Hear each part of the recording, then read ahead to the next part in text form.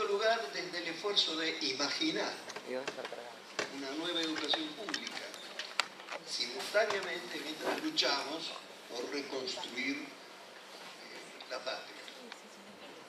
Y en tercer lugar, ¿por qué no?, desde un paseo por los arrabales de la nostalgia, que me provocó encontrarme fijando la postura de Axel contra la reforma Onganía-Prieta en septiembre de 1971, en el festejo del 10º aniversario de la educación popular. Aquí quiero decir Juan Carlos, nada más. Y creo que es obvio. Tanto desde la resistencia, que no es mera defensa, como desde la imaginación, que es construcción, creo que el diagnóstico, desde una perspectiva histórica, debería comenzar con el análisis de la estrella de 5 puntas que configuró el sistema fundacional: laicismo, educación común, obligatoriedad, gratuidad, gradualidad. 5 puntas. Y así lo intentaremos, con un cierto grado de audacia, auxiliándonos con el Aufheben hegeliano.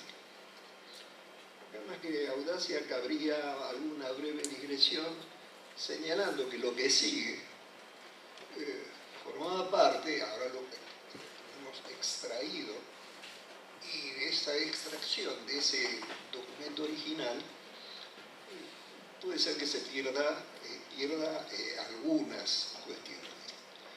El documento original se debe a una invitación que nos realizó la legislatura de Neuquén en 2012 para participar en un foro educativo acerca de la reforma de la Ley de Educación de Neuquén, y en especial el proyecto de ley 7319 de 2011. Entonces, en aquel documento elegimos una estructura que fue lo que condicionó que después nos apoyáramos o intentáramos apoyarnos en esta concepción dialéctica de Hegel. El documento estaba fuertemente influenciado por los documentos que recibíamos de Neuquén, donde los planteos eran también fuertemente antinómicos. Piensen lo que ha ocurrido hace muy poco tiempo con el tema del laicismo, entonces luego apareció la ecolibre. El debate de ese documento, de ese foro educativo de lo que tenía fuertes contenidos antinómicos. Y eso nos obligó a intentar, no es nada más que un intento, pensarlo desde una posición dialéctica. Y así surgió esto. De algún modo, si en las aulas de filosofía, cuando decíamos dialéctica, en mis épocas de estudiante, nos limitábamos a decir así, y con esta explicación sensorio-motriz estaba todo dicho. Ahora me parece que va a quedar más o menos así.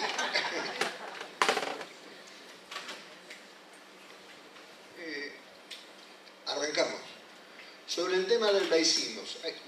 El documento arrancaba sobre el laicismo porque, obviamente, en las disputas entre el Estado Nacional y la Iglesia arrancan todos los otros, lo que viene después, las propuestas desde el Estado burgués y las propuestas defensivas.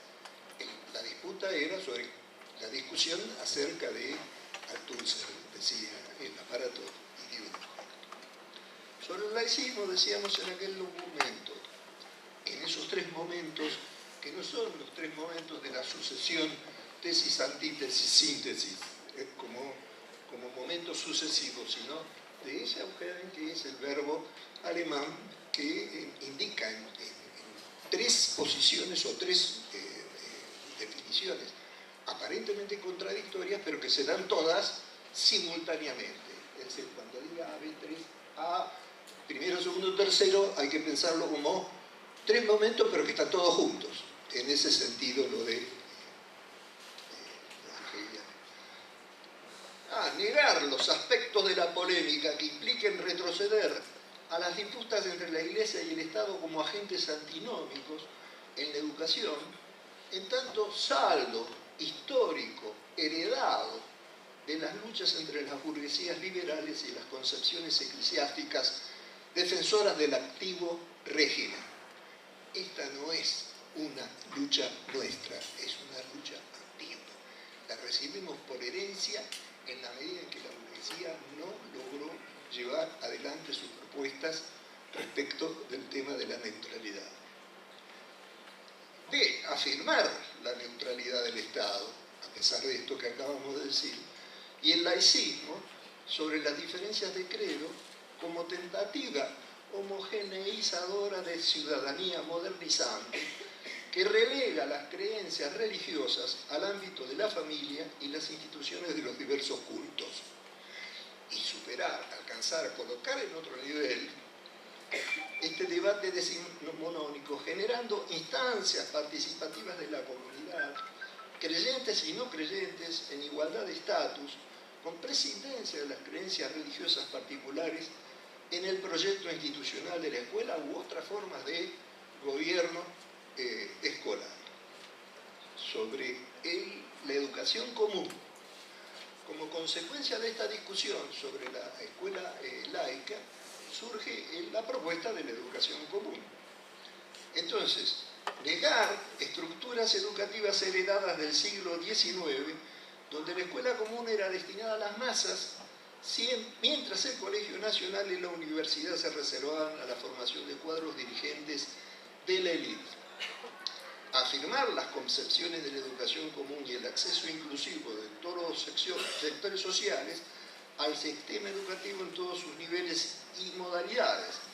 Y por último, superar los debates antinómicos entre formación general humanista versus educación para el trabajo, en línea con las novísimas condiciones de la producción del conocimiento. En lo que hace a la obligatoriedad, negar las vinculaciones aristocratizantes, elitistas entre escolarización y prevención de la delincuencia, que venían arrastrándose desde el siglo XIX, así como nivel de escolarización como criterio de acceso y ejercicio de la ciudadanía. En algunos momentos surgió en nuestro país la propuesta de vincular el acceso al voto con la alfabetización. Segundo, la afirmación del papel de la escuela en la formación teórica y práctica de los derechos humanos, en particular los referentes a la construcción de ciudadanía.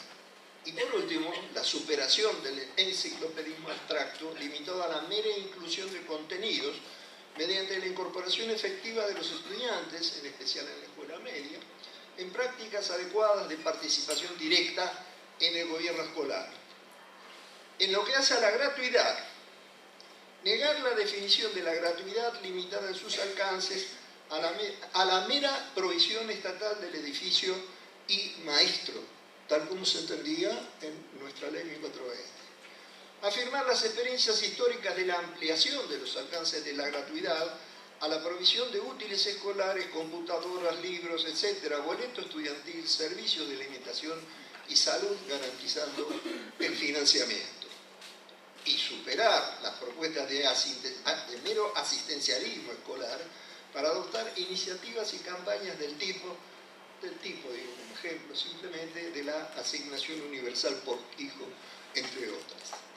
Y por último, el quinto punto, la gradualidad, que acá estábamos recalcando y lo hemos reforzado en distinto, es el único de los 5 puntos que no entra en debate.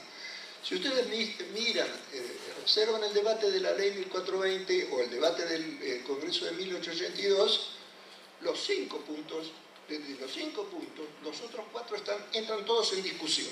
Se discute la obligatoriedad, la gratuidad, los alcances, pero no se discute en ningún momento el tema de la gradualidad. Nosotros mismos, en algunos de nuestros trabajos, nunca lo hemos puesto en discusión. En este último tiempo lo estamos poniendo en discusión. ¿En qué sentido? Cuestionamos la organización del aula frontal, graduada, en lo que hace a sus mecanismos internos de acreditación para la promoción bajo el supuesto de la igualdad de los alumnos ante las prácticas escolares comunes. Esto es una herencia del aula jesuita en la larga duración en las discusiones entre el Lancaster y el sistema de los hermanos. Se impuso finalmente el sistema jesuita y a la larga es el que da origen o el fundamento al aula frontal del aula graduada.